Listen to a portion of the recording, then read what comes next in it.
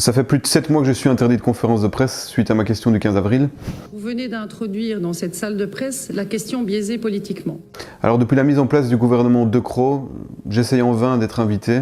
Ils ne répondent que quand mon avocate envoie des mails, ce qu'elle a fait le 24 novembre, en envoyant un listing de tous mes mails et en demandant pourquoi j'avais aucune réponse et pourquoi je n'étais pas invité.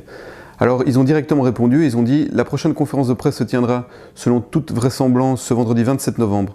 Comme pour les précédentes conférences de presse, vous seriez conviés et les modalités précises seront adressées à tous les journalistes intéressés. » 14h30, je me rends devant la rue du Cal, beaucoup plus tôt. Vu les antécédents, j'y crois pas trop, je crains de ne pas avoir de place. À 16h, je me rends à l'accueil et ils me disent qu'ils n'ont pas encore de liste avec les journalistes invités, qu'il faut revenir vers 17h. La liste des inscrits? Non, pas encore reçu. Normalement, à 17h, on a reçu la liste. 17h30, je leur redemande et, à mon grand étonnement, je ne suis pas sur la liste des journalistes invités. Vous voulez ma carte de Penasse. Je ne vois pas sur la liste. Je me rends compte que les journalistes à l'extérieur ont pourtant reçu un SMS de confirmation, leur stipulant l'heure, le lieu et le fait qu'ils étaient invités. 17h45, des échanges vont s'engager entre mon avocate, l'avocat de l'État, où elle demande les raisons de mon absence. 17h50, moi-même, j'envoie un SMS à la responsable de com de Croo. Et là, ils se retrouvent devant leur contradiction. Parce que j'ai reçu une invitation le 24 novembre, j'ai la preuve que je ne suis pas sur la liste, j'ai une photo du SMS reçu par un journaliste, comme quoi il est invité, SMS que je n'ai pas reçu moi-même. Et donc à 18h12, je reçois une confirmation, comme quoi je suis invité à la conférence de presse.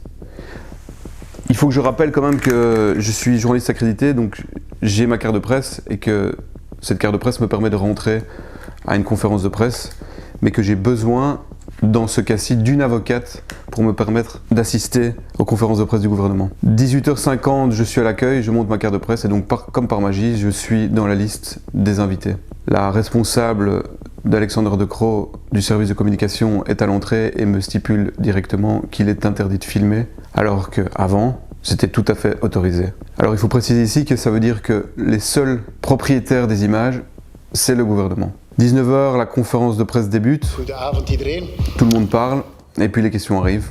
Je lève directement mon doigt. Eva? Ja, u zegt dat Ja.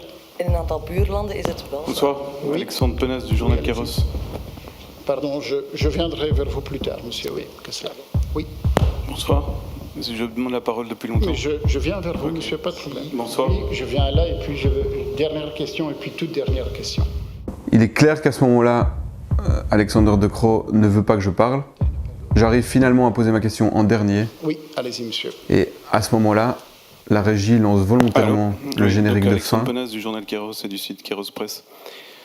Des dizaines de milliers de chômeurs, une augmentation massive de suicides, des violences familiales exacerbées, des personnes mises à la rue, un décrochage scolaire massif, divorce, alcoolisme, violence sociale, croissance des cas psychiatriques. Monsieur, c'est quoi votre question? Posez votre question. Je la pose. Perte de repères chez les jeunes, notamment totalement incapables de se projeter dans l'avenir, étudiants du supérieur privés devant des écrans toute la journée. Brutalement, je suis interrompu. Ok, merci beaucoup. Dank u wel. Ok, dank u wel. Merci.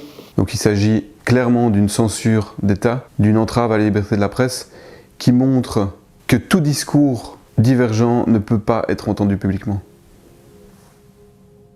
Verrucht binnenruimtes en doe je activiteiten liefst buiten.